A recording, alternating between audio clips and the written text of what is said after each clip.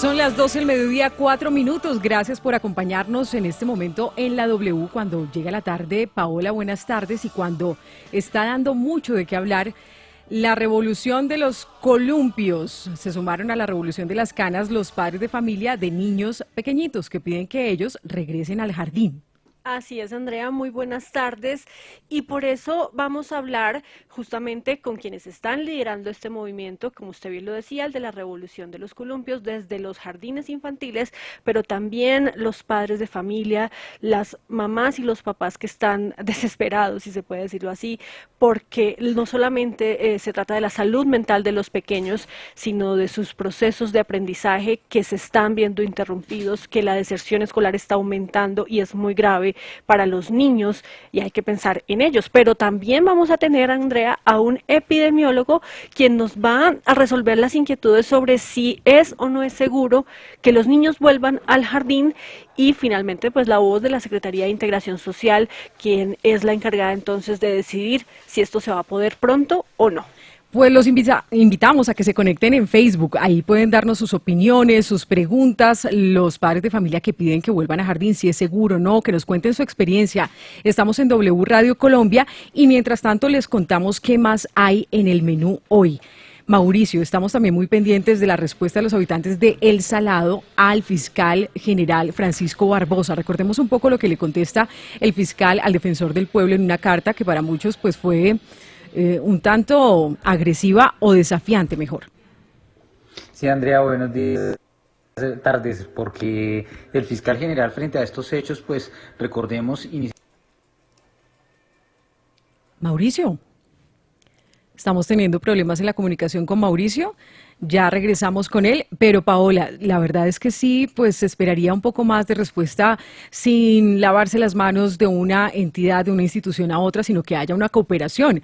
Y por supuesto que la Fiscalía sí tiene manera de ayudar a los habitantes del Salado, sobre todo porque ellos son los directamente testigos de estas amenazas, a quienes están amenazando, y eso es lo que pregunta el fiscal. A menos de que ellos sean testigos del hecho que denuncian, pues sí puede intervenir la Fiscalía. Claro, Andrea, y es que precisamente los habitantes del Salado con quienes vamos a hablar más adelante, pues están poniéndose como en medio de este choque entre la Defensoría del Pueblo y la Fiscalía, porque recordemos, el fiscal le pide al defensor que no se meta en temas o en funciones que a él no le competen, y pues los habitantes dicen, ¿cómo así que no le compete? Si es la Defensoría del Pueblo precisamente la que tiene que hablar por nosotros. Exactamente, ya en minutos y los invitamos entonces a que participen. Numeral La Solución Es, numeral La Solución Es. Estamos muy pendientes también de lo que nos digan desde la Secretaría de Medellín, la Alcaldía de Medellín, con respecto a la denuncia de los campesinos en el departamento de Antioquia que tenían ya todas sus cosechas, Paola, lo decíamos aquí, y ellos dicen que el toque de queda pues se decretó muy sobre el tiempo y que no tuvieron posibilidad de pues salvar esa cosecha. Nos va a responder la subsecretaria de Desarrollo Rural. Y Andrea, mañana, sábado 23 de enero, empieza a regir la norma que ahora deben tener en cuenta los motociclistas para usar sus cascos. Les vamos a contar de qué se trata, qué deben tener en cuenta, y ojo, motociclistas, porque si no cumplen con estas normas hay sanciones. Todo esto para evitar más accidentes, ¿no? Porque usted sabe que los motociclistas son los que más accidentes tienen y por eso se endurecieron las normas frente al uso de los cascos. Exactamente. Los invitamos entonces a que se conecten a partir de este momento en W Radio Colombia.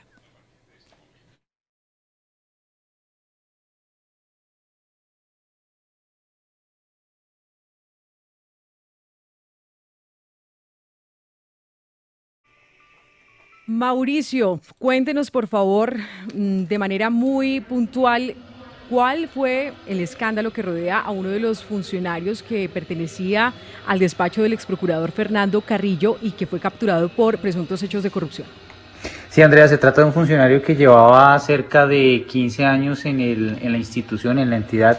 Él era sustanciador y lo que se conoce es que estaba exigiendo o haciendo exigencias económicas a servidores públicos investigados disciplinariamente para favorecerlos. Les pedía dinero y a cambio los favorecía con decisiones disciplinarias a su favor. Estas investigaciones se iniciaron porque el mismo procurador Fernando Carrillo pidió que se adelantaran se adelantaran las indagaciones al respecto, porque se estaba presentando un caso de corrupción en el interior del Ministerio Público. Entonces, estas investigaciones culminaron finalmente con la captura de este hombre, que ahora tendrá que responder como presunto responsable por el delito de concusión.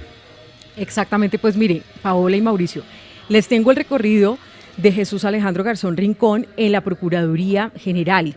Él ingresó en 1993, él es funcionario de carrera administrativa, llevaba 27 años en la entidad, y lo que les voy a decir también es la información oficial que tenía la administración de Fernando Carrillo sobre esta persona. En 2005, siendo funcionario grado 17, fue nombrado en la Procuraduría Auxiliar de Asuntos Disciplinarios. En 2008, de una lista de elegibles, fue nombrado asesor grado 21. Alcanzó a ser procurador regional de Santander desde el 1 de octubre de 2010 al 8 de agosto de 2011, y esto, Mauricio, se conecta con pues por lo menos el lugar de origen, de nacimiento del senador Richard Aguilar, ¿no? Correcto.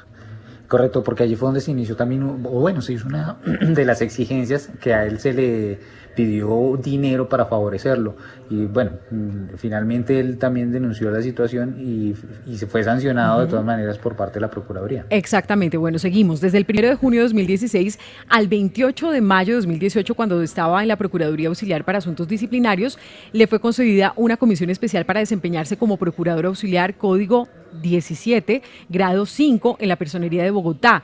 El 29 de mayo de 2018 la comisión le fue prorrogada hasta por otros 2 años, hasta 28 de mayo de 2020, pero ¿qué pasó? El 20 de diciembre de 2018 renunció a esta comisión especial y fue ordenado su reintegro al cargo del que era titular en la Auxiliar para Asuntos Disciplinarios a partir del 1 de enero de 2019. Según esta información oficial de la administración de Fernando Carrillo, ¿en qué momento se entera el procurador? Antes de diciembre de 2019, y el 17 de ese mes, el 17 de diciembre de 2019, el reporte de la Procuraduría es que cuando se tuvo conocimiento de esta denuncia sobre una presunta exigencia de dinero por parte del funcionario, se dieron instrucciones a la Fiscalía y se pidió también el apoyo del área anticorrupción de la Dirección de Investigación Criminal e Interpol de la Policía Nacional. Y también nos dice Mauricio que por recomendación directa de los investigadores de la DIJÍN, esta persona, Garzón, permaneció en su cargo mientras se avanzaba en toda la recolección de pruebas, esto entre diciembre de 2019 y marzo de 2020, a la Fiscalía 106 seccional de Bogotá. Este es el recorrido entonces que tenía esta persona en la Procuraduría. Andrea, yo quiero saber, esta persona en calidad de sustanciador, ¿qué tanto tenía que ver en las decisiones y en esos casos tan emblemáticos que tenía o que tiene la Procuraduría?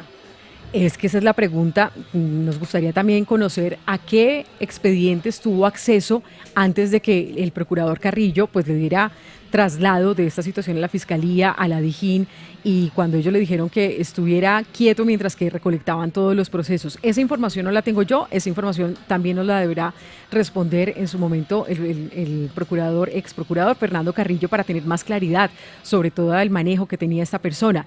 Le tengo otro dato. El 30 de junio de 2020, por un decreto, el decreto 696, a Garzón Rincón le fueron asignadas funciones en la Procuraduría Segunda Distrital mientras avanzaba todo el proceso final, pero internamente la veeduría de la Procuraduría abrió un proceso disciplinario y suspendió por 3 meses a Jesús Alejandro Garzón Rincón, cuando ya después se tenía pues el conocimiento de lo que estaba sucediendo. Este es el recorrido y lo vamos a colgar también en la página de la Procuraduría para que también las personas puedan tener acceso a esta información de quién era esta persona que fue capturado y que estaba presuntamente pues extorsionando a un senador. Y mire, Andrea y Mauricio, que precisamente en las últimas horas ya se ha presentado una solicitud por parte de un colectivo ciudadano, una veeduría, a la nueva procuradora, la doctora Margarita Cabello, para que revise todos los fallos del despacho del procurador, del ex procurador Fernando Carrillo. Pero esto está como difícil, ¿no, Andrea? Porque la procuradora tiene un trabajo pendiente, unos casos que resolver para ponerse a revisar todos los que ya falló Carrillo, pues está claro, complicado. Y aquí, pues digo yo también sería importante algo. Si el procurador Fernando Carrillo tenía conocimiento de esta persona, pues obviamente él también tuvo que haber hecho ese filtro, y tampoco se podría poner en duda todos los fallos de Fernando Carrillo por un funcionario del que él alertó a las autoridades, a la Fiscalía y también a la DIJÍN. Y usted sí se acuerda que en la entrevista aquí en la W, el procurador Carrillo dijo que había unas mafias dentro de la Procuraduría, claro. Pues seguramente esto hace parte de esas mafias que se conocían y que él denunció. Mauricio, ¿algo que usted nos quería decir? Sí, que por este delito de concusión podría enfrentar ya una pena hasta de 15 años de prisión. Esto, por lo menos, lo que contempla el Código Penal en el artículo 404, concusión que solamente aplica para los servidores públicos, que son los, digamos, en el caso de una persona, es normal que no es funcionario, se le aplica el delito de cohecho, que es dar u ofrecer, pero en concusión es para servidores públicos. Y es muy grave este delito por el cual tiene que responder y muy seguramente, pues, si no tiene cómo defenderse, terminará condenado hasta con estos meses o estos años de prisión. Ahora sí, nos vamos con la revolución de los columpios. Algunas opiniones a esta hora en Twitter. Numeral la solución es, dice @J Sánchez Cristo. La solución es vacunarse, de verdad. Dice Alejandro Pinilla, @Alejo APH. La solución es que el gobierno vacune a todos los más pronto posible y que mientras tanto la gente se proteja en sus casas de COVID-19. Iván Duque publique los contratos y respóndale al país. Dice Emir Asdrúbal, guión al piso, Emir. Numeral la solución es que le bloqueen sus cuentas en redes para que, bueno, para que deje de sembrar odio por las mismas. Toca bajarle también la temperatura a los comentarios en Twitter. Una más. Dice Daniel Flores, la solución es, la razón por la que el gobierno encabeza no puede librarnos de los problemas que nos afectan como sociedad, es que ellos son el primero de esos problemas. La solución es, Paola, ¿quiénes son sus invitados para hablar de esta petición de los padres de familia para que los niños regresen al jardín? Bueno, Andrea, mire, la Revolución de los Columpios es un movimiento que se está promoviendo en la ciudad de Bogotá, un colectivo de padres de familia y dueños de jardines infantiles que quieren volver a la presencialidad en la educación y la atención a la primera infancia. Vamos entonces a empezar a hablar con ellos para que nos cuenten más de qué se trata este movimiento. Iniciamos con Paola Grisales, ella es una de las líderes del movimiento de la Revolución de los Columpios y además rectora y dueña del Jardín Las Cometas en la ciudad de Bogotá. Paola, gracias por estar con nosotros en Sigue la W y bueno, cuéntenos de qué se trata la Revolución de los Columpios, ¿por qué quieren volver a clases presenciales? Gracias, Paola. Gracias a todos. Gracias a la W por tenernos en cuenta y por abrirnos este espacio tan importante para nosotros. Soy Paola Grisales, directora del Jardín Infantil Cometas, y hoy estoy representando a todo el sector jardines infantiles y básicamente tenemos 3 puntos a considerar. Primero, el movimiento nace como iniciativa para un retorno pronto y seguro para la primera infancia. Sentimos como educadoras que somos responsables de los derechos y las voces de nuestros niños. En el inicio de la pandemia cerramos las puertas de nuestros jardines, luego en los pilotos que realizamos con las medidas estrictas de protocolo, tuvimos unos resultados muy positivos. De 80 jardines, el 98% no presentaron contagios en las instituciones. Esto es una cifra pues que nos revela resultados muy favorables. Las inversiones en tiempo, en dinero, no se imaginan lo grandes que fueron. Los niños, los padres y equipos trabajaron juiciosamente y extremadamente comprometidos. Y bueno, lastimosamente en esta oportunidad, en una segunda ola, percibimos que estas experiencias y estadísticas no las han tenido en cuenta, Paola. Claro. El único sector que... ¿Sí? Sí, Paola, estamos en estos momentos conectados también a través de nuestro Facebook Live, W Radio Colombia. Los invitamos a todos a que por ahí nos conecten y también la puedan ver a usted por ahí. Así que por favor, si quiere, activamos la cámara para poder verla y escucharla.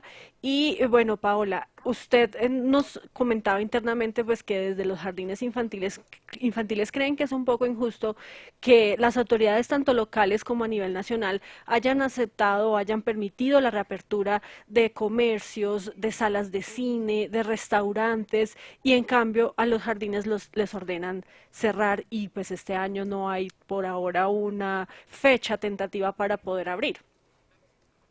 Así es, Paola. Realmente tenemos una controversia porque las inversiones en tiempo y en dinero fueron muy grandes. Los niños y los papás de verdad trabajaron juiciosos, tuvimos una comunidad muy comprometida y pues en este momento vemos unas cosas que realmente nos alarman esta decisión, porque se abre todo, menos los espacios de los niños, por ejemplo. Todos los sectores alternan por cuarentenas, los niños encerrados indefinidamente.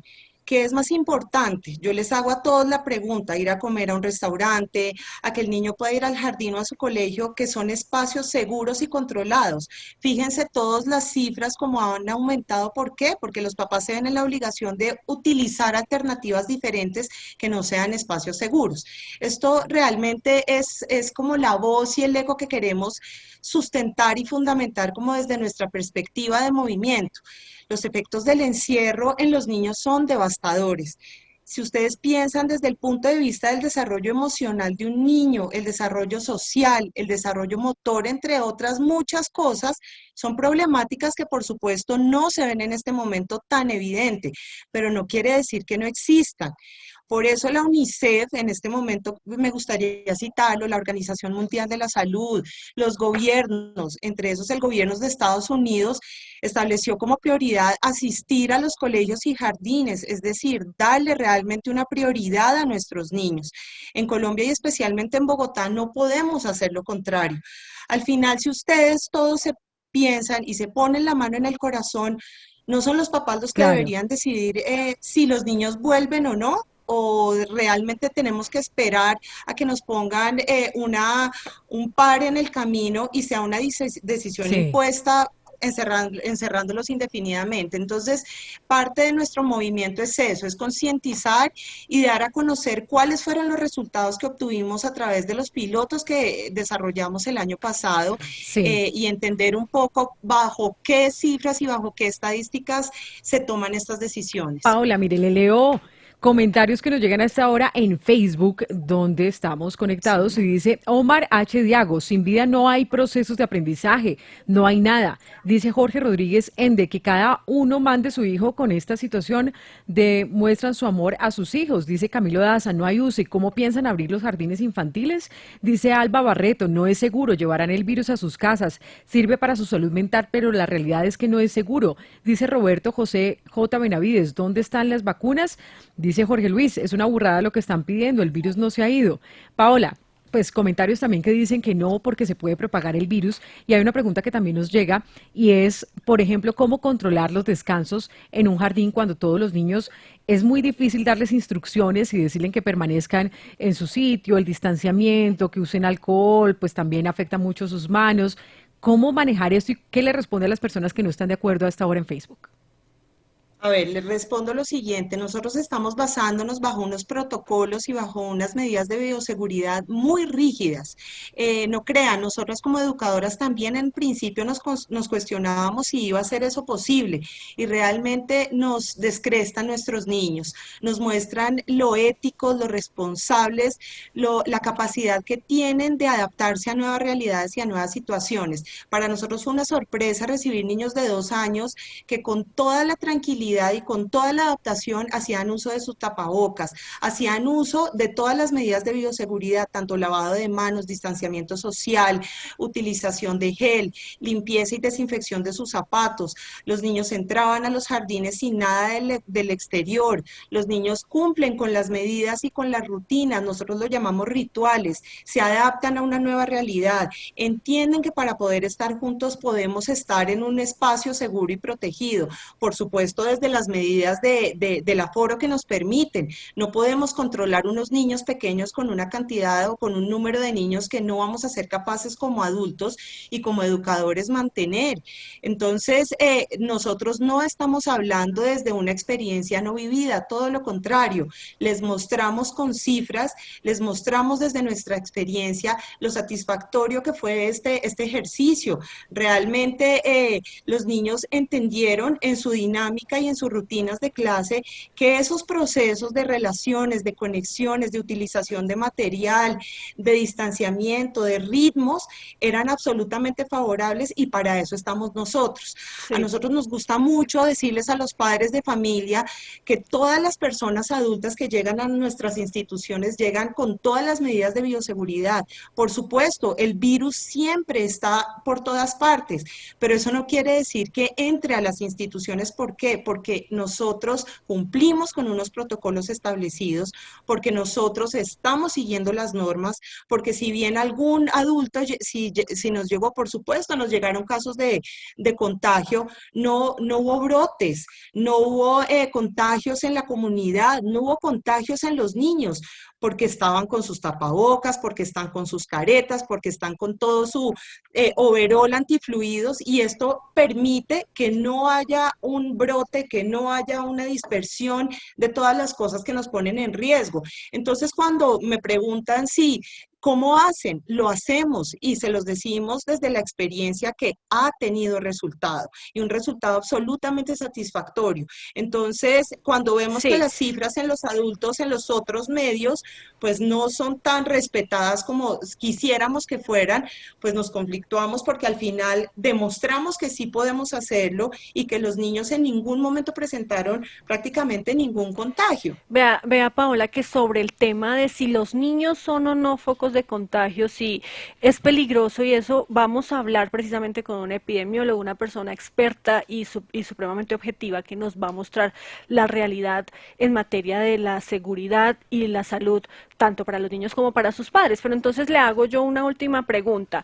Andrea recordaba hace poco el tema de la revolución de las canas. Ellos, digamos, lucharon por su derecho vía constitucional, pusieron una tutela y finalmente se les permitió salir a los adultos mayores a la calle. Ustedes, con esta revolución de los columpios, ¿hasta dónde piensan llegar si la Secretaría o pues el gobierno distrital y el gobierno nacional no permite que se abran los colegios o los jardines infantiles por ahora? Y otra pregunta que le hacen acá, usted es madre, ¿usted mandaría a sus hijos a un jardín infantil teniendo en cuenta la situación por la que estamos pasando de crisis sanitaria?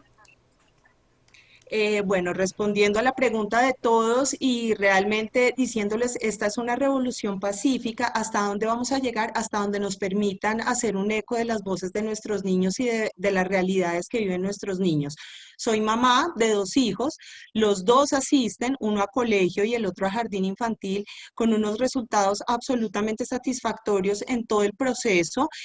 Sé que el virus está en todas partes, pero me siento más tranquila enviándolos a un lugar en donde sé que las medidas de bioseguridad son absolutamente extensivas versus estar llevándolo a un parque público, a un centro comercial o en el peor de los casos acompañándome a hacer vueltas porque sé que ahí sí están en riesgo nuestros niños. Entonces, lo hablo como directora, lo hablo como mamá, lo hablo como vocera. Consideramos que abrirnos estos espacios es la única manera de hacer eco de esta realidad en beneficio de nuestros niños y bueno, sigamos fortaleciéndonos, síganos en hashtag Revolución de los Columpios. Como les digo, esto es una decisión pacífica, es un mensaje con el aliento como educadoras que somos y que confiamos y queremos defender los derechos de los niños porque sabemos, más allá de las instituciones y la problemática que estamos viviendo los jardines infantiles, la situación tan triste que están viviendo nuestros niños encerrados en sus casas versus muchos otros sectores. Paola Grisales, muchas gracias, representante del Movimiento de la Revolución de los Columpios, muchas gracias por estar con nosotros en Sigue la W. Vamos a hablar, Andrea, ahora con una Muchas gracias. madre de familia, también hace parte de este colectivo y pues obviamente es muy importante Claro. preguntar y conocer el punto de vista ya de los papás, quienes son los que en últimas tienen a sus niños en la Claro. casa, se están dando cuenta cómo se está afectando o no su educación y su salud Por mental. supuesto, aquí queremos plantear también la preocupación de quienes dicen queremos que los niños vuelvan al jardín, pero también le digo que hay muchas preocupaciones en nuestro Facebook Live y si le parece vamos alternando con comentarios que nos llegan hasta ahora. Por ejemplo, dice Yalu Cato, los que quieren que los niños vuelvan al colegio deberían entonces exigir que antes de vacunar a los adultos mayores que ya vivieron, vacunen primero a nuestro futuro, a nuestros niños. Bueno, eso también fue la polémica de la periodista Paola Ochoa, donde decía que primero estarían los adultos mayores, porque ellos son los que más corren peligro. Dice, por ejemplo, Camilo Daza, los niños no los van a vacunar este gobierno a partir de 16 años. Otro comentario. J. Patricia MH, la solución es dar ingreso de manera presencial a las instituciones avaladas, igual es completamente voluntario el ingreso, pero hay muchas familias que así lo necesitan. Dice, por ejemplo, Olga L. Duque, es increíble ver cómo los chiquitos siguieron y asumieron todos los protocolos de bioseguridad durante el corto tiempo en que estuvieron yendo al jardín, mejor que los adultos. Y nos vamos para Twitter, numeral la solución es Luz Mirella Carreño, que llegue la vacuna, así de sencillo. John Jairo 20, numeral, la solución es buscarla, encontrarla. Dice @KRLoCTC. La solución es vivir libremente respetando a los otros seres vivos. Ahora sí, Paola, su madre de familia. Sí, Ana María Palacios, madre de familia, integrante también del movimiento de la Revolución de los Columpios. Desde el punto de vista de los padres de familia, ¿cuál es la necesidad o por qué llaman la atención para volver rápidamente a la presencialidad en los jardines infantiles, Ana María? Paola, gracias. A ver, digamos que nosotros como papás no estamos dando abasto entre todo lo que tenemos que hacer, entre las cosas de la casa, entre el trabajo, y recordemos que son niños de menores de 6 años donde sí o sí necesitan una asistencia por parte de los padres para poder realizar las actividades de la virtualidad.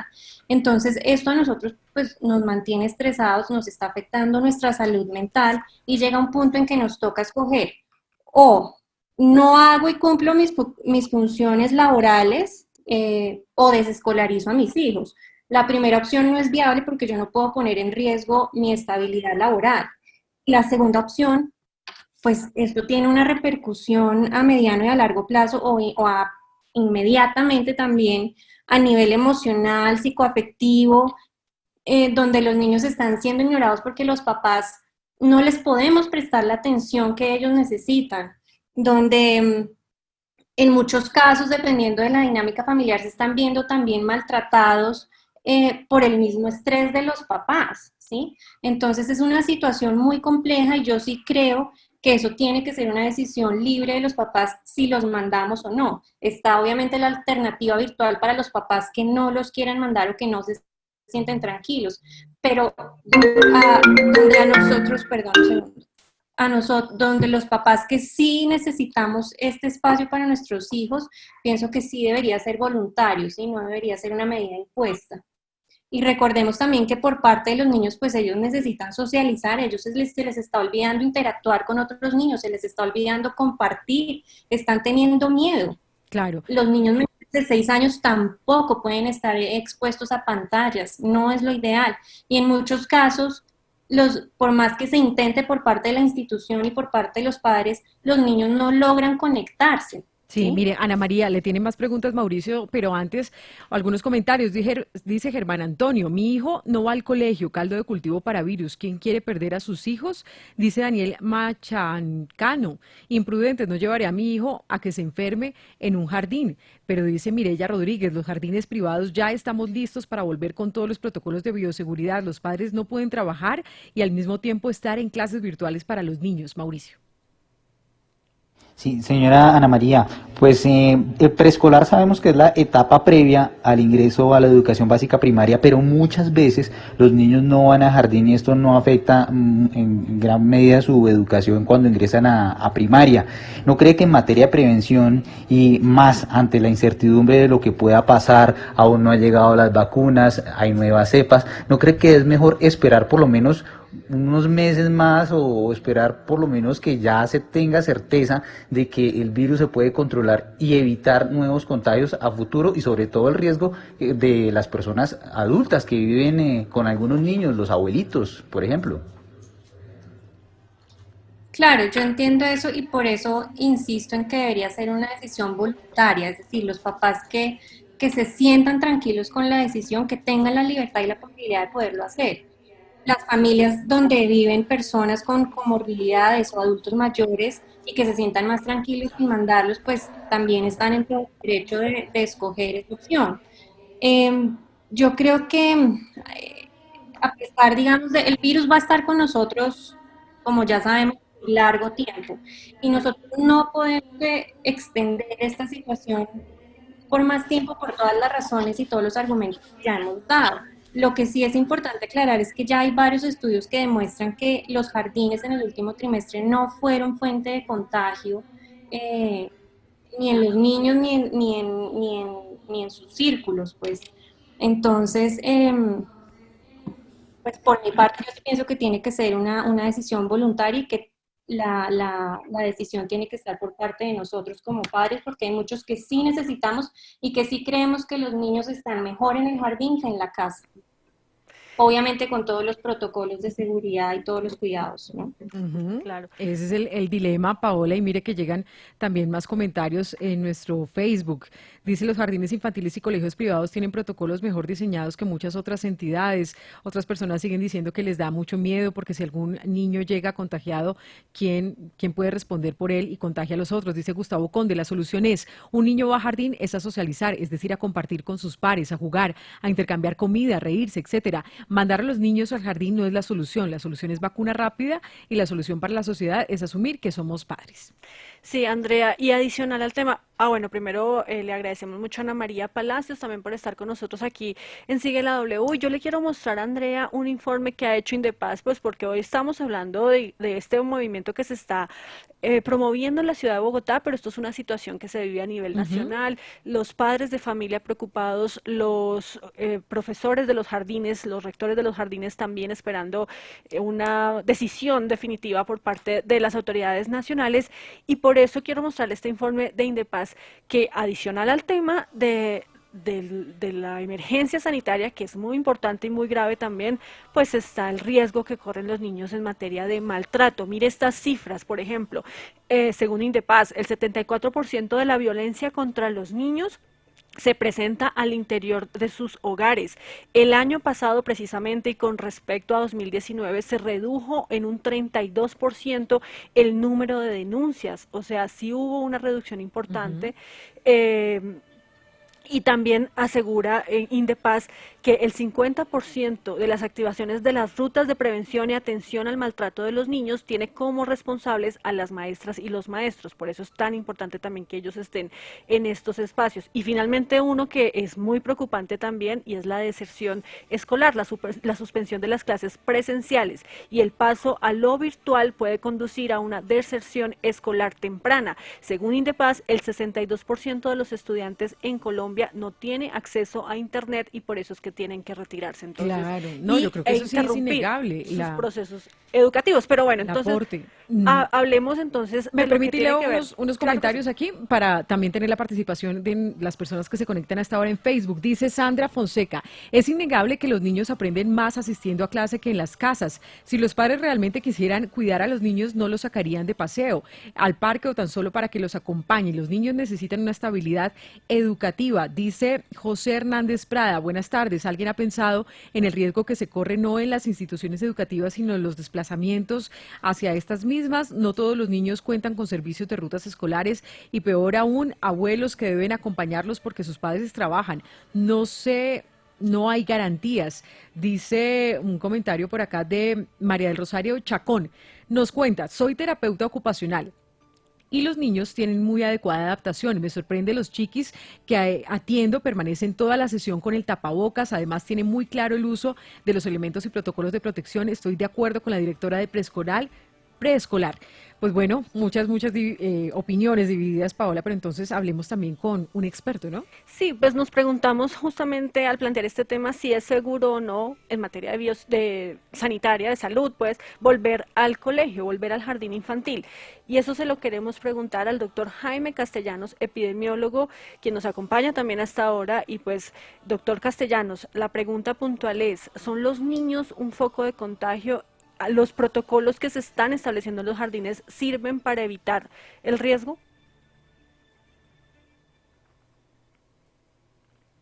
Doctor Castellanos. Nos tenemos que activar el micrófono, pero si usted entonces logra ahí tener la comunicación con el doctor Castellanos, mientras tanto le leo comentarios. Dice Edgar López, la solución es no llevarlos hasta que no haya pasado el peligro. Se entiende que estas señoras están peladas, pero se les pide que no sean egoístas. Bueno, dice por acá Jimena López, la solución es que los niños vuelvan al jardín. Realmente los contagios elevados no son por ellos, sino por los adultos. Además están en ambiente más controlado. Dice Javier Cortés, numeral, la solución es, pregunta, si el virus está mortal en las cárceles donde hay 1.200% de sobrecupo, dice él, habrán centenares de muertos. En estos sitios el distanciamiento es cero. Entonces, ¿por qué no abrir otros sitios? Dice Alexander, @papamarcel, la solución es vacunación. Como los piojos se pueden controlar la propagación del virus. Más comentarios hasta ahora. José David Reyes, numeral la solución es vacuna para los niños, porque ¿quién responde por los niños que han sufrido enfermedades pulmonares antes de la pandemia y luego de que se enfermen van a ayudar? La muerte de un niño no se repara jamás. Se escucha que primero está el dinero que la vida, padres ilógicos. Bueno, Andrea, no hemos podido restablecer la comunicación con el doctor Castellanos, pero entonces vámonos a la Secretaría Distrital de Integración Social. Son en últimas ellos los que tienen que tomar esta decisión y respondernos no solamente a los padres de familia, sino también a los rectores de los jardines que están esperando cuándo entonces se podrá volver a la presencialidad. Estamos con Luis Hernando Parra, subdirector de Infancia de esta Secretaría. Doctor Parra, gracias por acompañarnos a esta hora en Sigue la W. Lo están viendo también a través de nuestro Facebook Live, W Radio Colombia. Y bueno, ¿por qué por ahora no se va a poder volver y entonces cuándo? Bueno, muy buenas tardes a todos y a todas. Muchísimas gracias a todos los participantes, igualmente a Paola y a todas las personas que han hablado.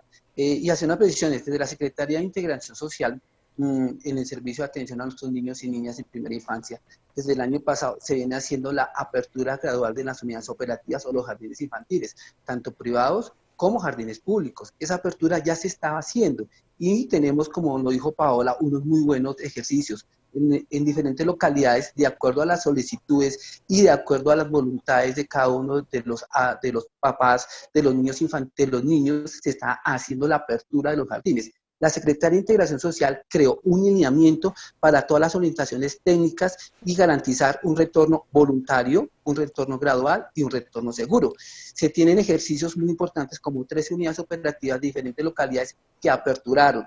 Y cada vez que una unidad operativa contara con los insumos, con el protocolo de bioseguridad que está avalado por la Secretaría Distrital de Salud, se podía iniciar las labores. ¿Qué sucedió? Que ese retorno se venía realizando gradualmente. Las unidades operativas ya tenían, por ejemplo, en jardines privados, teníamos 486 jardines que ya estaban listos para iniciar sus protocolos de apertura de acuerdo al cumplimiento estricto de las medidas de bioseguridad. En los jardines de integración social teníamos ya 23 jardines infantiles que ya estaban listos para iniciar, fuera de los 13 que ya estaban iniciando sus ejercicios en manera de alternancia, que es una modalidad donde los niños y niñas van unas horas y otras horas hacen su aislamiento como ejercicio en los protocolos rígidos y estrictos. ¿Qué sucedió? Que desafortunadamente el pico en el que nos encontramos determinó que no podíamos ingresar nuevamente de manera presencial o alternancia mientras pasaran dos factores fundamentales, que fueron los que las autoridades competentes decidieron. Primero, que la alerta roja hospitalaria disminuyera, y segundo, que la situación epidemiológica así lo determinara de acuerdo a la situación de transmisión de este virus. Es decir, ya se estaban aperturando los jardines, ya estamos funcionando, ya estamos mirando lo importante que es que nuestros niños y niñas se encuentren en su entorno seguro, con nuestras maestras y con la sociabilización misma. Pero el pico, desafortunadamente, nos restringió y nos desaceleró el funcionamiento de las unidades operativas que ya estábamos funcionando. Claro, señor Luis Hernando Parra, justamente usted lo menciona muy bien, hay colegios, hay jardines infantiles que empezaron a hacer desde noviembre del año pasado toda la adecuación y a invertir en lo que es protocolos de bioseguridad, y las secretarías, la de salud y la de integración social, hicieron revisiones y en muchos casos aprobaron estos protocolos. Por eso todos estaban listos para iniciar clases, entendiendo bien que usted dice que el protocolo, el segundo pico de la pandemia, pues hizo frenar este reinicio, esta reapertura. ¿Hay alguna fecha tentativa para que los colegios puedan abrir, para que puedan volver? Nosotros estamos esperando netamente que las medidas o que las restricciones que se hicieron de acuerdo a las normas de bajar la crisis hospitalaria o el índice de transmisión de este virus baje. Con esas dos condiciones, según la normativa actual, volvemos nuevamente a aperturar los jardines infantiles de acuerdo a las alternancias y de acuerdo a los protocolos. Nosotros se hizo un ejercicio muy juicioso con los padres de las diferentes unidades operativas, y en septiembre el 18% de nuestros padres decían que querían ir a retomar las labores presenciales en las unidades operativas. En la última encuesta que realizamos con más de 36.000 familias, ya hay un 40% que se quiere retornar. Lógicamente, como los retornos debe ser también voluntad de los padres, de cada uno de los niños y las niñas.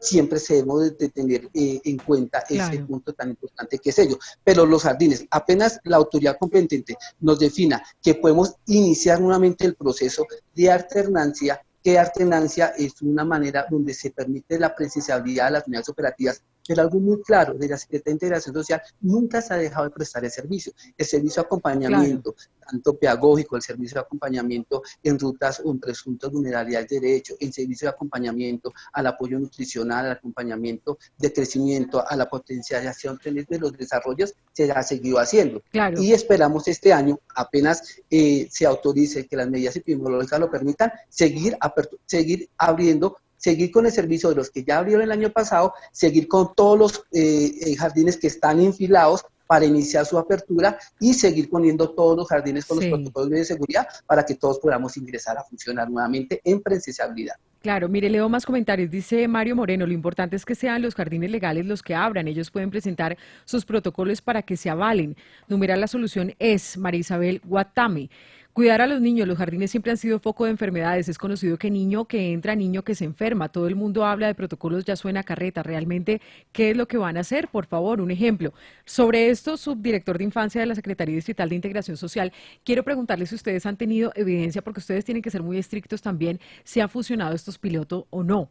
¿Ustedes han tenido evidencia que los niños fácilmente pueden ser un foco de contagio entre las familias? ¿Le han hecho ustedes rastreo a los casos que han tenido frente a la preocupación que tienen algunas personas y dicen los niños son el foco principal de contagio en las familias? ¿Esto tiene sustento o no? En las unidades operativas que se abrieron el año pasado, de las 13 unidades operativas de la localidad de Chapinero, Kennedy, Barros Unidos, Bosa, Ciudad Bolívar, Suba y Mártires, tenemos un factor muy importante y positivo con relación al funcionamiento. Vimos que los niños y las niñas y los padres fueron estrictamente rigurosos con las medidas y los protocolos exigidos. No se cerró ningún jardín infantil por unas circunstancias epidemiológicas, porque se hizo un ejercicio donde se viene en alternancia. Por ejemplo, un niño y una niña puede participar 2 veces a la semana y deja un tiempo de 8 a 10 días sin asistir, pues para evitar el foco de contagio si se llega a pasar en un niño o una niña, y también en nuestro talento humano, que exige unas medidas supremamente rigurosas. Entonces, los ejercicios de protocolo que se hicieron el año pasado fueron exitosos. Por eso, este año se empezaba a abrir muchísimas más unidades operativas, siempre y cuando cumplieran el protocolo de seguridad. Pero tenemos ensayos muy positivos, tanto de nuestra comunidad acompañante a los procesos, como de nuestros niños y niñas. Pues ahí está, muy importante también conocer la posición de la Secretaría de Integración Social. Gracias, señor Luis Hernando Parra, subdirector de Infancia de esta entidad. Y ahora sí, Andrea, entonces vamos a conocer la opinión del experto, sí, del epidemiólogo Jaime Castellanos, a quien le preguntamos entonces, ¿estos protocolos que se están estableciendo en los jardines infantiles, doctor Castellanos, sirven para evitar los contagios? ¿Los niños son realmente un foco que aumentaría los contagios de COVID-19? Doctor Castellanos. ¿Sí? Ya. Hola, sí. Sí, ya lo tenemos. Adelante, doctor Castellanos. Ok. Bueno, muchísimas gracias. Primero, aclarar que mi especialidad no es la epidemiología, sino la virología. Yo soy el director del Instituto de Virología de la Universidad del Bosque y profesor titular de la Universidad Nacional. Y mi trabajo ha sido fundamentalmente pues con el virus. Estamos trabajando directamente pues haciendo diagnóstico y trabajo de investigación directamente con el virus.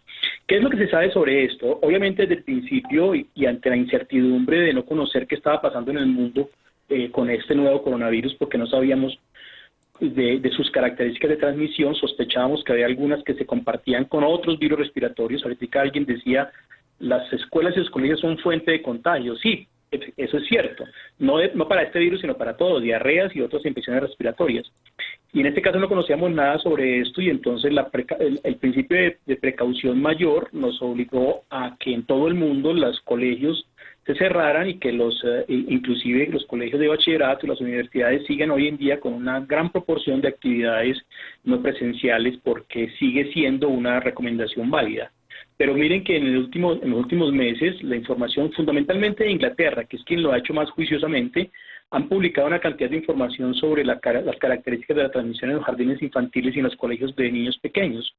Y lo que se ha demostrado es que no son los grandísimos transmisores que sospechábamos, es decir, para COVID. Todos los oyentes tienen una experiencia de que cuando el niño entra al jardín, llega con mocos y contagia a sus papás, a sus abuelos, a sus hermanos de gripa. Eso lo sabemos, lo conocemos muy bien. Pero para COVID, las características, lo que hemos visto es que en general, por lo menos para Inglaterra, han descrito que solamente alrededor del 3% de los casos son debidos a la transmisión por niños. Entonces, Sí. las medidas de precaución y prevención que se toman en los jardines infantiles, claro que ayudan, son importantes tenerlas en cuenta, porque realmente los efectos adversos del aislamiento y las cuarentenas con los niños pueden ser inclusive mucho más intensos, estos efectos adversos, que los que suceden en los adultos. Los adultos entendemos que debemos estar cuarentenados o aislados, los que podemos, porque también tenemos la gran dificultad de hay aquellos adultos que no pueden cuarentenarse o aislarse porque están trabajando o deben seguir trabajando para el rebusque, y aquellos que podemos Sí, doctor cuarentenarnos y Castellanos. aislarnos en nuestro trabajo, porque podemos desarrollar parte de nuestro trabajo virtualmente. Entonces, en el Doctor caso de los Castellanos. niños, termino. Sí. El asunto es que en el caso de los niños, lo que se ha demostrado es que no son esos grandes transmisores de COVID como pensábamos al principio, y por eso las decisiones en Inglaterra por lo menos han dicho, sí, hay que empezar a abrir los colegios y hacer pequeños ensayos. La estrategia de hacer alternancia, de hacer asistencia 1 o 2 días y esperar un tiempo de posterior para evaluar si los niños siguen negativos, es una buena estrategia.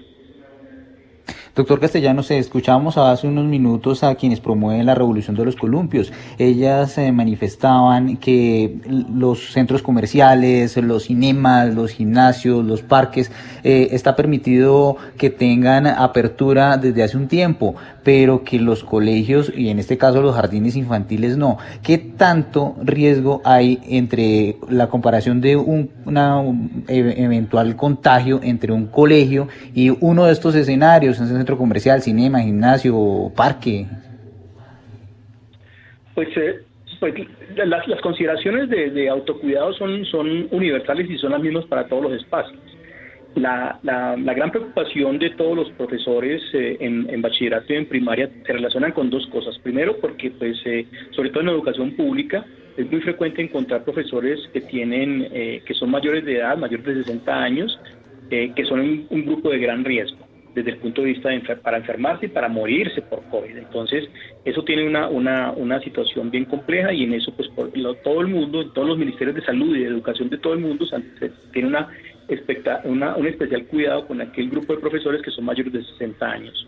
Y en el caso de los espacios abiertos, pues también es claro que es una de las recomendaciones que se ha hecho. Inclusive veíamos que al principio del año pasado, a mediados de la pandemia, digamos, parte de las actividades escolares se estaban desarrollando al aire libre, cuando el ambiente lo permite. Es diferente hacerlo en una zona fría o templada o asoleada, hacer actividades por fuera del salón de clase. Entonces, definitivamente, eso hay que estimularse, y hay que promoverse las actividades Claro. externas al aire libre, porque definitivamente recuerden que los contagios ocurren por 4 rutas fundamentalmente. La primera es por cercanía. Entonces, mantener las condiciones de los 2 metros de distancia es lo más importante, inclusive más que el tapabocas. Luego, el uso del tapabocas cuando uno está en un sitio donde no puede mantener la distancia. El lavado de manos, obviamente, porque sabemos que las superficies pueden mantener el virus activo durante varias horas. Si uno toca la superficie, se contamina las manos y luego se lleva las manos a la cara, a la nariz o la boca y se contagia. Y lo otro son los aerosoles en los sitios cerrados. Cuando se habla o se grita, se generan pequeñas partículas que pueden flotar en el ambiente cerrado durante mucho tiempo. Esos aerosoles en un ambiente abierto rápidamente se dispersan y no son focos de contagio. Doctor Castellanos, mire, opiniones divididas, por supuesto, dice hasta ahora Alexander Duchamp. La solución es regreso a clases. El confinamiento afecta tanto la vida escolar de los niños como la vida sexual de los padres. Abran colegios ya. Y también nos dice Coordinación Disney, los niños que están contagiados en este momento no adquirieron el virus en las instituciones educativas.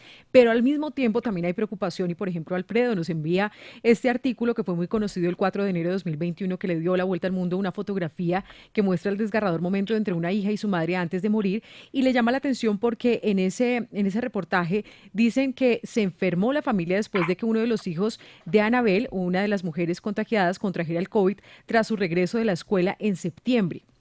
Si bien usted dice que ese no es el mayor centro de contagio, de foco de contagio, los jardines también es un riesgo. Entonces ahí dice, personas dicen que es mejor evitar cualquier riesgo y que por lo pronto, si ya la vacuna puede estar cerca, lo mejor sería entonces esperar hasta cuando esto se dé, porque aunque muchos cuidan a los niños, no todas las familias lo hacen de igual manera o no todos advierten si los padres tienen síntomas o no. ¿Usted qué recomendaría? ¿Si se puede entonces definitivamente hablar de alternancia o es mejor esperar hasta que la vacuna llegue por lo menos un mes? Yo he decidido con mis hijos y con mi colegio promover la alternancia, por ejemplo. Pero porque, entre otras cosas, conocemos los protocolos que estos colegios han implementado y que son muy favorables. Pero también, desafortunadamente, la inequidad de todo el sistema y de la mortalidad y de la enfermedad por COVID de todo el país golpean fuertemente también a la educación pública. Es decir, cuando pensamos en alternancia y en condiciones de garantía de la salud y el autocuidado en los colegios, también debemos pensar cuáles colegios tienen lavamanos, cuáles colegios tienen jabón, cuáles colegios tienen toallas, cuáles colegios tienen papel higiénico, cuáles colegios tienen baños, o colegios y escuelas, digo yo, jardines infantiles, porque la realidad es que la descripción en general de las medidas de autocuidado son universales, pero no en todos los ambientes escolares se pueden cumplir fundamentalmente por falta de recursos. En algunas ciudades se ha logrado en educación pública avanzar muchísimo en eso, pero nunca como se ha logrado avanzar, por ejemplo, en la educación privada, en los colegios privados. Y eso es una reflexión que hay que hacerse, porque cuando hablamos de alternancia y de regreso a los colegios y escuelas, no pensemos solamente en aquellos que están estudiando en los colegios privados o escuelas privadas, sino también en los colegios públicos. Eso es muy importante. Entonces, lo importante de esto, porque como dicen ahora uno de los oyentes, definitivamente el impacto negativo, yo les decía ahora, el impacto adverso del aislamiento de los niños y en los jóvenes es muchísimo. Claro que sí. Pero también insisto en que casos como este, de que un niño se infecta a sus abuelos y el abuelo se muere, están ocurriendo y van a seguir ocurriendo. Claro que sí, van a seguir ocurriendo. Pero no, insisto en que la intensidad de la infección y la transmisión de los niños, del virus, desde los niños a sus adultos mayores, pues tiene se ha demostrado, aunque eso sigue en estudio, se ha demostrado que es menos intensa, menos eficaz esa transmisión que entre, por ejemplo, adolescentes y adultos o entre adultos y adultos mayores. Las cargas virales, la cantidad de virus que hay en las secreciones de los niños es mucho menos que la cantidad de virus que hay en adultos mayores, que son mucho más transmisores, en adultos que le transmiten a los adultos mayores, o en adolescentes. Por ejemplo, eso, es claro que los adolescentes tienen un papel más dispersor que los niños propiamente dichos. Entonces, inclusive lo que usted decía ahorita, no todas las familias cuidan a sus familias, a sus padres. El colegio es un buen espacio para enviar información correcta a los hogares. Estamos en una discusión durísima acerca de que si la ivermectina sí, que si la moringa sí o no, que si el dióxido de cloro. Hay una cantidad de desinformación en la cual los colegios pueden ayudar a enviar información correcta, no solamente de estos mala información, sino también de las adecuadas normas de autocuidado, generando lo que hemos denominado siempre las burbujas de familias, que así como las recomendamos para las fiestas de Navidad, las recomendamos también para el colegio. Si el niño está asistiendo al colegio, también los autocuidados se deben extremar en el hogar también, sí, cuando el niño regresa del colegio. Pues muchas gracias, doctor Castellanos. Muy importante también la explicación que usted nos da como experto, virólogo, y pues muy pendientes entonces a ver cuándo por fin se va a poder reabrir los jardines, los colegios en Bogotá y en todo el país. Y es que, Andrea, mire, si usted me lo Es permite, un mal momento, ¿no? Perdón, es un mal momento en este momento con este pico En este momento, porque sí, ya claro, estamos en la mitad claro, Claro, el segundo porque pico. la alarma. todos estamos empezando que enero y febrero íbamos a empezar porque veníamos de noviembre, donde se ha disminuido la transmisión. Pero después Sí. de ver esta curva tan ascendente, tan poderosa, de tantos fallecidos y con tantas dificultades que todavía no se han controlado, es un mal momento. Y esa es la recomendación también universal. Usted toma la decisión de abrir colegios y escuelas teniendo en cuenta todo esto que hemos dicho, pero también teniendo en cuenta de cómo es el panorama epidemiológico en cada ciudad. Y este segundo pico, Andrea, también afecta a otros sectores que tienen que ver con todo este tema de la comunidad académica y escolar y, por ejemplo, el de las papelerías y los útiles escolares. Ya desde FENALCO Bogotá se está advirtiendo una grave situación para ellos porque no se van a poder reabrir los colegios ahora mismo y aseguran que se perderán entre el 40 y el 60% de las ventas y cerca de 10.000 empleos en solo la capital del país de estos sectores que no van a poder entonces Claro, vender. no, y entendemos que hay opiniones diversas y queremos plantearlas. Por ejemplo, nos sugieren una columna del portal Palabras, Pala 2 Bras, que se llama Gracias, una opinión de Mariam Adra, donde dice, por ejemplo, Internet no quita el hambre, no llena vacíos, no evidencia el abuso, la presencialidad escolar sí, pero mencionarla es como invocar al diablo, instantáneamente se persignan las mamás santas, cómo van a mandar chinitos al colegio para que lleguen contaminados y al mismo tiempo, dice Janet Pachón, es importante que se entienda que es que no se puede. Es en este momento que no se puede, hasta que baje la alerta naranja. Cuando eso pase, los que iniciaron sus procesos volverán. Esperemos que sea pronto. Y a propósito de eso, Paola, pues también para tenerlo en cuenta, lo que dice el doctor Castellanos, para tampoco ser alarmistas, pero sí estar en consonancia con lo que está ocurriendo y con lo que dicen las autoridades. Por ejemplo, dice Boris Johnson desde Inglaterra. En rueda de prensa hoy, la evidencia preliminar sugiere que la variante del Reino Unido puede ser más mortal, refiriéndose a la cepa, y podría estar asociada con una mayor mortalidad, posible tasa de letalidad del 1,3% en comparación con el 1% anterior. Esto en Inglaterra. Hay que escuchar todas las opiniones y sobre todo evaluar el momento y dejarnos guiar también por los expertos y por los profesionales. Gracias a nuestros invitados, hacemos una pequeña pausa. Aquí sigue la W.